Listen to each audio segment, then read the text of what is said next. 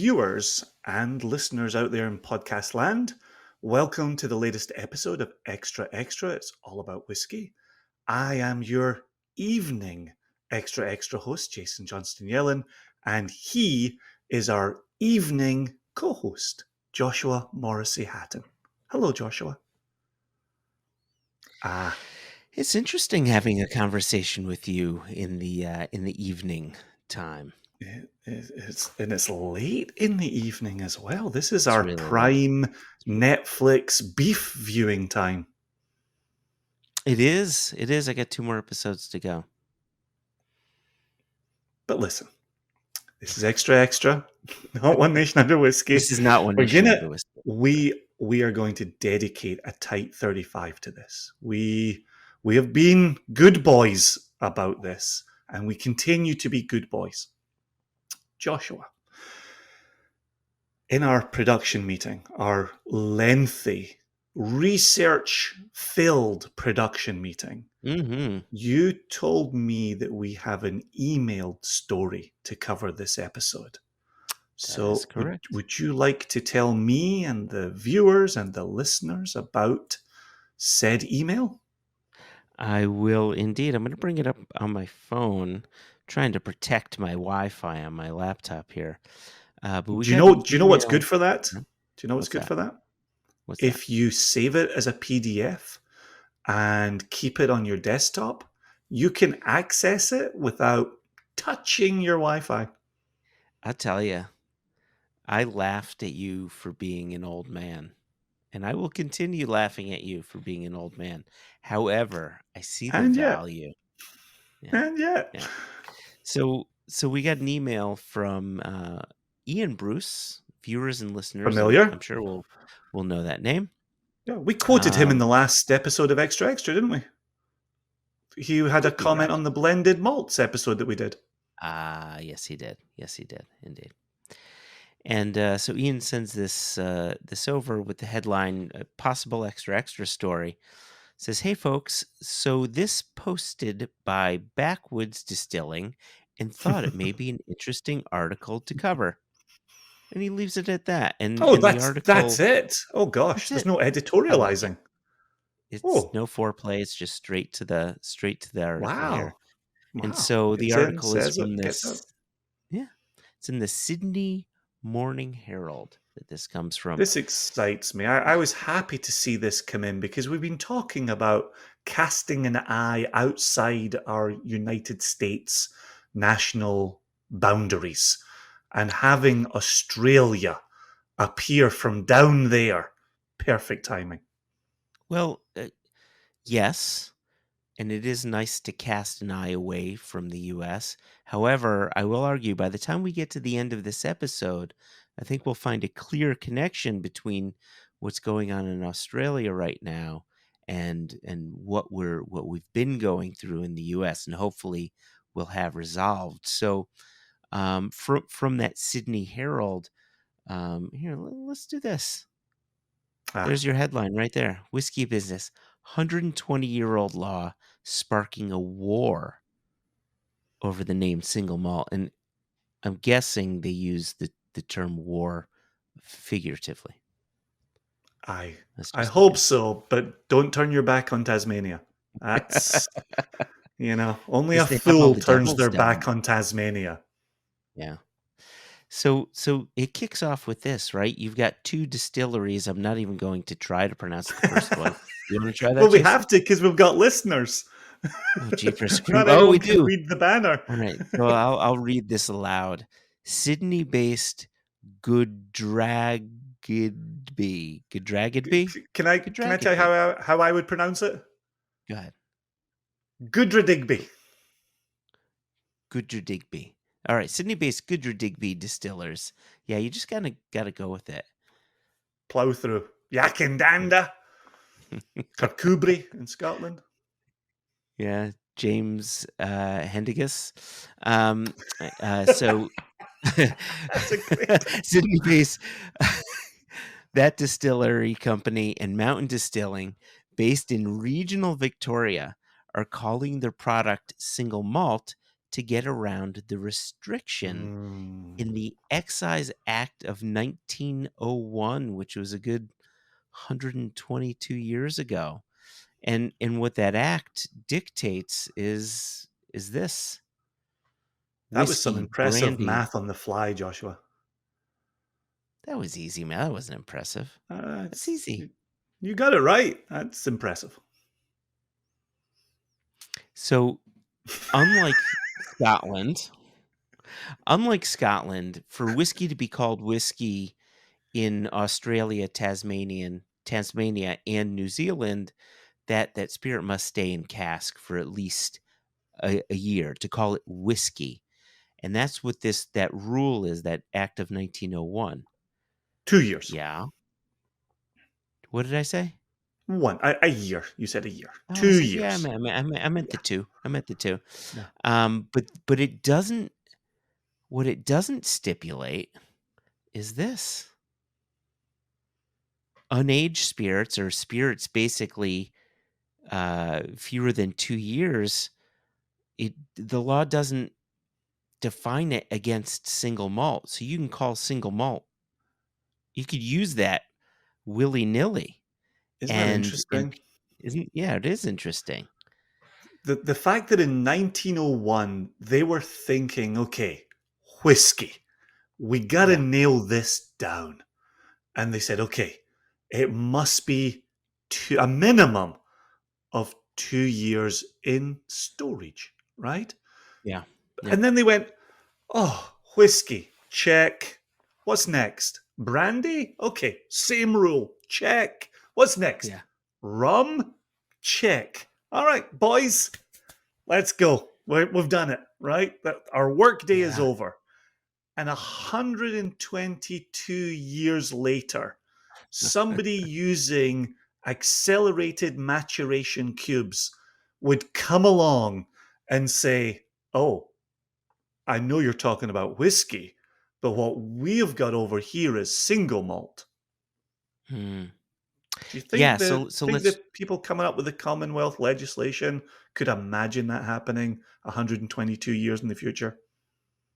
let's rewind a little bit here, right? So you've got these 2 distilleries that are producing single malt, right? They're producing a spirit, and they're using these maturation cubes. I guess they used red gum cubes and some others. One did, yeah, one And did. yeah, one did, and was able to produce a spirit that they called single malt in 14 days. And so it doesn't meet the legal requirement of 2 years. And then I think there was a 8-week project they did. They said got the whiskey to look as if it was a 12-year-old, single malt Scotch whiskey. And so, to get around the fact that they can't use the term whiskey, they use the term single malt, which some people find confusing. Right, and rightly so. The question that I've got for you, Joshua, do you recall in reading the article if they mentioned a mash bill? Are they using 100% malted barley distillate, or are they bringing in neutral grain spirit and adding their maturation cubes? Do you recall seeing that in the article? No, there was the article, to my mind, I don't recall it touching on mash bill, just focusing on length of maturation. Right, right. Yeah, the reason I asked the question is I don't recall seeing a mash bill mentioned either. I don't recall going over 100% malted barley spirit that's then being rapid aged. The reason I'm Well, asking this question yeah, is go ahead. where are they pulling single malt from?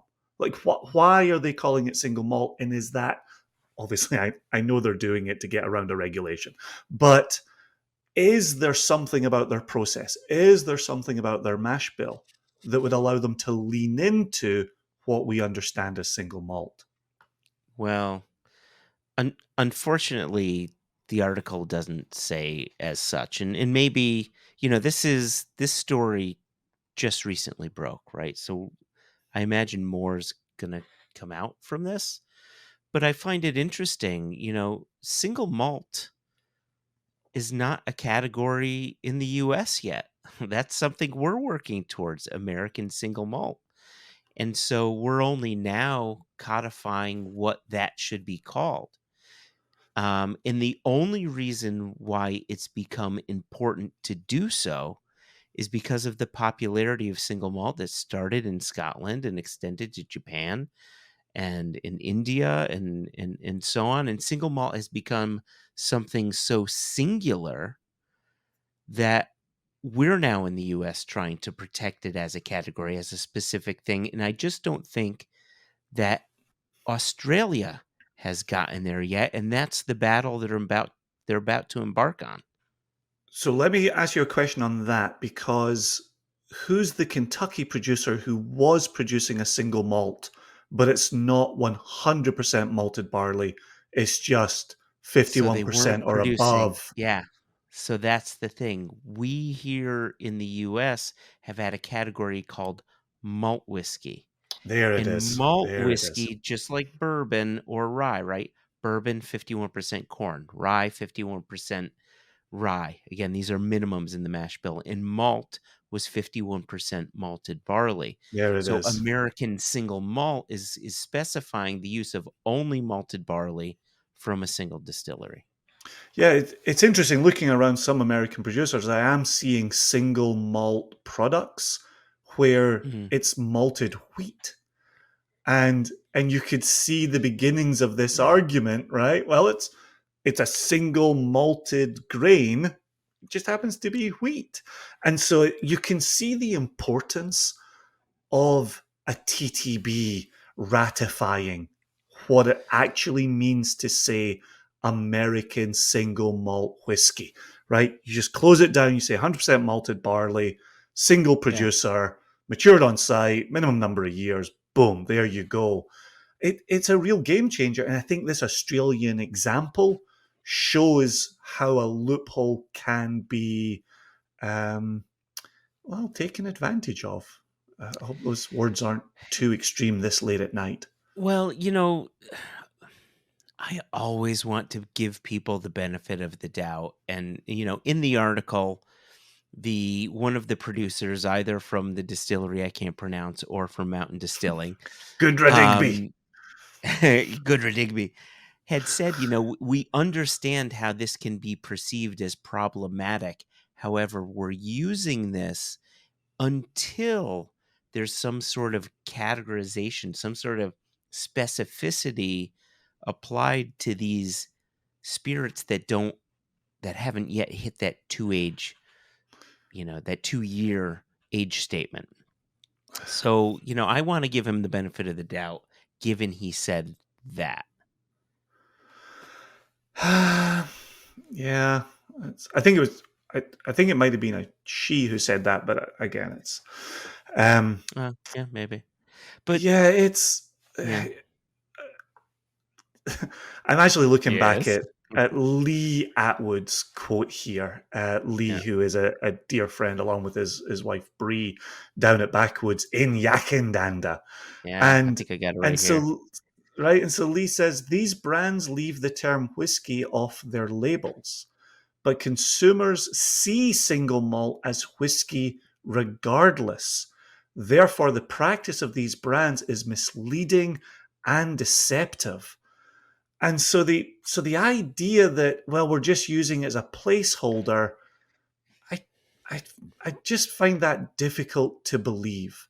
When and you already said it in this episode, single malt Mm, has done an amazing job globally, right? yeah. We know about Scottish single malt. Gosh, look what we bottle, right? Swedish single malt, Israeli single malt, Indian single malt, American single malt. We're drinking American Mhm. single malt right now, right? We drank American single malt in the last episode, right? Like, I just think it's a little disingenuous to say, well, we didn't really know what to call it, so we called it single malt until we could think of something better. Like, what about unaged, accelerated whiskey like Well, product, right. right? All right, this that is such the perfect example because you are right. One of the things that I always It's talk unwise. about One of the things I always talk about when I'm doing a whiskey seminar and I explain, why bourbon producers sell their casks to the Scots or to rum producers or anyone else is that if they were to use that barrel again, they would have to either distill the spirit to a higher ABV to create light whiskey, which is a not very popular category of spirits, or they could put it in that cask and call it something like American whiskey or American whiskey from a bourbon mash bill. And the fact of the matter is, we don't drink American whiskey. We drink bourbon, we drink rye, Right, right. right? And so that's why they say, okay, yeah, no one wants to drink spirit from 100% barley mash bill matured with, it's accelerated maturation cubes. Let's call it single malt. So okay, there you go. Right, I'll stop right. being so Pollyanna about it. Okay. I did double check, and you were talking about Mountain Distilling co-founder Michael Harris, who is most definitely a he. I was thinking about Manly Distilling later on in the article, where it's Uh, a Victoria, I believe, and we will come to that in a moment here. But I but know to a get woman Harris in named here, Michael. Just putting that out right, there, Jason. right, Michaela, is how I refer to it. No, we've got a little bullet here. And so this Michael Harris said the legal definition of whiskey should be expanded to allow for new types of whiskey that had alternative maturation techniques. Mhm. And that's spot on. That's absolutely spot on. And I made the joke earlier in this episode, right? In 1901, they went whiskey check, brandy check, rum check, let's go to the pub, right? Yeah. We do live in 2023, right? We've had a conversation on One Nation Under Whiskey with the folk from Bespoken, right? Mhm. We've spoken with Brian Davis on One Nation Under Whiskey, right? People who are using modern maturation techniques to do something beyond the remit of Yeah. traditional single malt production, right? Yeah. How do we talk about those products, right? What can you call that? And I think most importantly, what can you not call it? And I think that's to your earlier point about why you would want to ratify American single malt so that it can mean something. You can point at it when somebody tries to bend the rules and say, no, you're bending the rules. Right now, the article talks about consumer confusion, which is Yeah. correct. It also talks about distillers who have spent the money, the time, the energy to do long form traditional maturation, who then Mhm. look over their shoulder and somebody has popped in a cube for 14 days. Like you can see that animosity to that procedure. 100%. I and however, to your earlier point and to earlier point of one of the interviewees, if you were to create subcategories of spirit, then that animosity goes away, right? Then there's if whiskey has a protection, Mhm. right? Single malt should therefore have a protection, or single malt Australian whiskey, single malt New Zealand whiskey, etc., should have specific protections. It's no longer 1901. We're 122 years later. There's different types of whiskeys, different kinds of things going on. Check you. However, back to how important single malt has become. There was Hmm. a quote from the Corowa distillery managing director. Let me bring that up. It says, I think that we, as the Australian whiskey industry, need to hold on to the term single malt like gold, like gold. And anyone trying to use and abuse the term to be kicked to the curb, right? That shows you how important that term single malt is and should be protected just as much as whiskey is a protected term. Right, which is again why I think Michael Harris saying we didn't have anything better to use in the interim falls short. Right, if someone at Coroa here, Dean Druce, can say we need to Yeah. protect this like gold, there's people talking about single malt in Australia. Right? It's not just someone in Australia woke up one day and went, single malt, yes, I'm going to own that. Like, no, it's already there. It's already in existence. It already means things. Right, and as you're trying to lift a category against all of the Mm-hmm. imported product that comes in, right? You don't want to lessen what single malt could be, which is well, I'm not going to take us down that rabbit hole. Never mind. I'm gonna withdraw what I was Wow. going to say. We only have Wow. 35 Wow. minutes. I gotta Wow. restrain Okay. myself, Jason. Here, Well, okay. So if you're not going to throw your hat into your particular ring, let me throw my hat into my particular ring, you do you? which is in the early days of American single malt whiskey production, still to be ratified, there was rapid aging. There was small casking. There were additional wood spirals being used. And it makes allusion to this in the article, right? It gives you incredible color really quickly, but it doesn't give you really good whiskey really quickly. Correct. That is 100% correct. And this was the rabbit hole that I didn't want to go down, right? Which was, I mean, as the category is has been written and is soon to be ratified, there's nothing that talks specifically to a minimum age statement. Mm, And there are arguments on either side, you know. Part of me says, well, it should be at least 3 years because that's what the Scots do. But then mhm. another part of me says, yeah, but what about the folks in Texas who have a Yeah, completely different climate, right? exactly, Or in exactly, Virginia and so on. And so exactly. so there's America is too big a country with too many maturation or climate zones, I should say, to have to incorporate everything.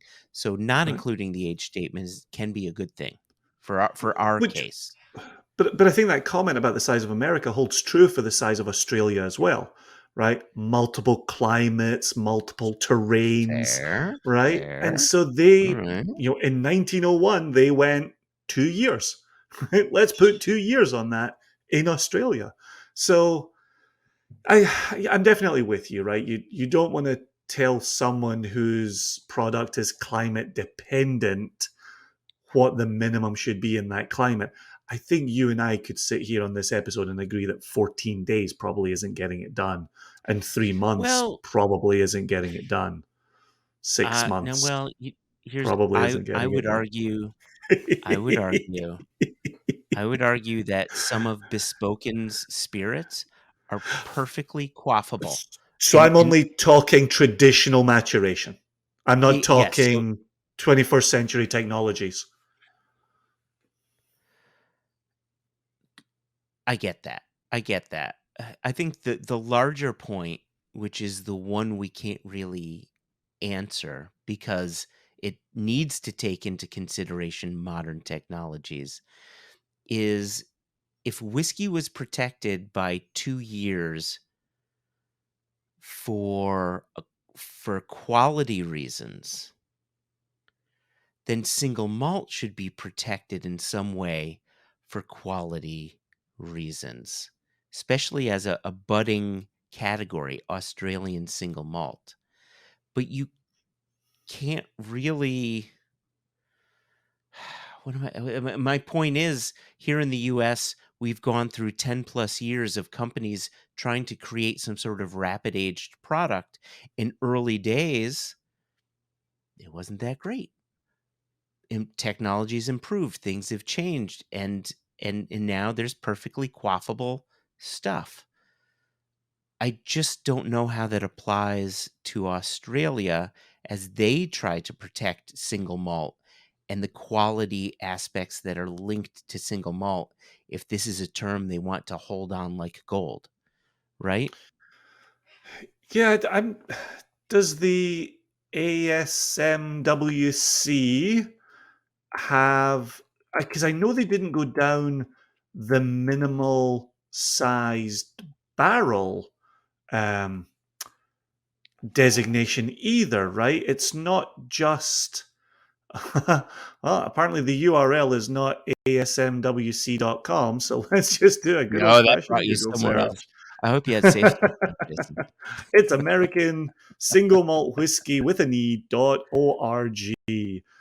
Yeah, And there we you go. have right here, made from 100% malted barley, distilled entirely at one distillery, mash distilled and matured in the United States of America, matured in oak casks of a capacity not exceeding 700 litres, distilled to no more than Standard. 160 US proof, 80% alcohol by volume, bottled at 80% proof or more, 40% alcohol by volume.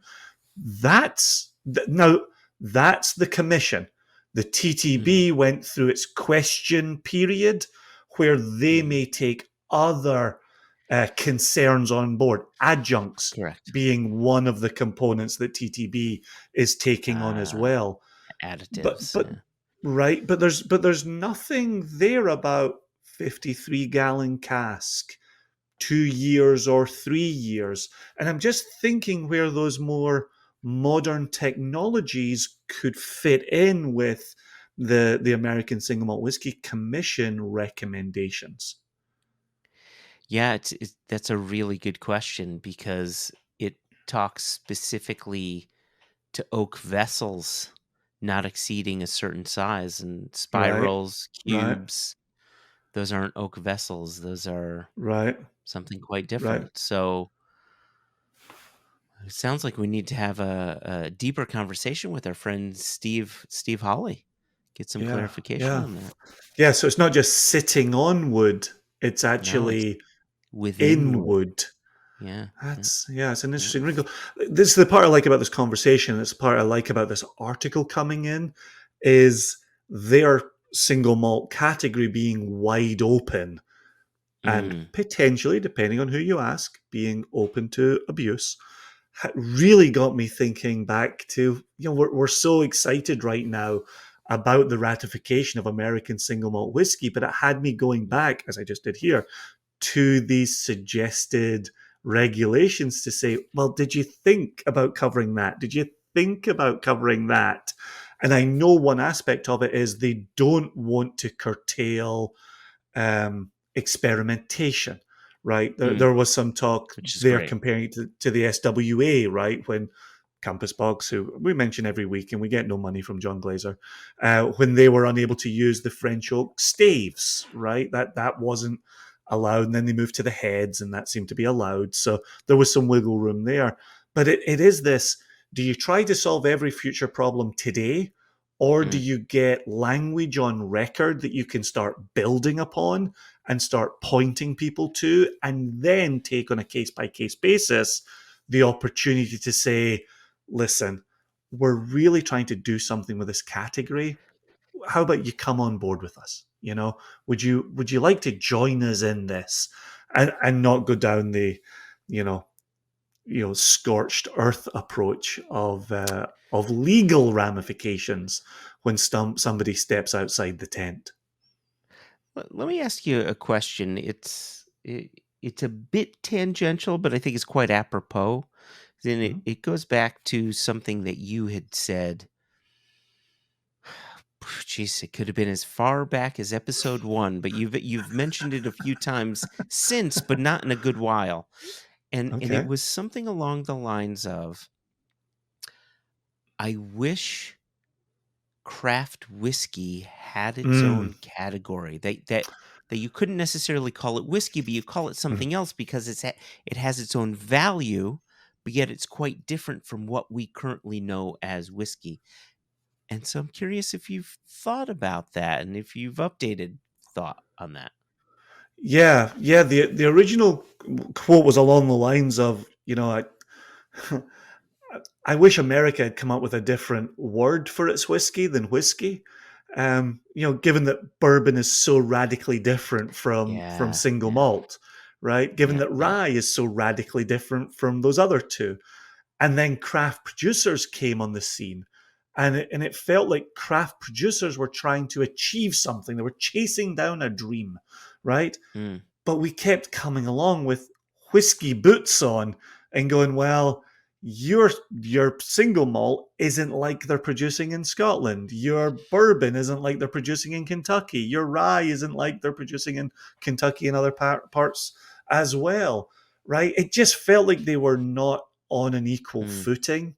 You know, mhm, mhm. when you're trying to put private money into a venture and you're being compared to some of the biggest global brands, it seems unfair to call that product whiskey, right? Just across the board. Yeah, yeah. I will say, however, that there are producers out there, and this is globally, right? Craft producers globally who are starting to do things that I am glad their product is called whiskey. And it does have the same jumping off point as that category allows. It doesn't make it easy for us to sell it necessarily. You and I Mm, have talked a fair bit over the last few weeks about doing individual tastings where I had a Swedish single malt and an Indian single malt and an American mm. single malt, and after telling somebody that, they asked me where in Scotland they were made. And so that's a that's, that's a moment That's when a I whole even other wish we ball of wax. Yeah. that's when I wish we weren't even using the word single malt. But there's value, right? As this article Yeah. alludes to, there's such value in that term single malt. It means something for a mash bill, right? It means something for a consumer expectation. So yeah, I agree. Who was it we said over here? I scrolled away from it. Dean Druce is Dangerous. Yeah. right. Yeah. Yeah. Single malt should be protected like gold. And anyone trying to use and abuse the term needs to be kicked to the curb. Yeah, absolutely. Absolutely spot on. Um, Yeah.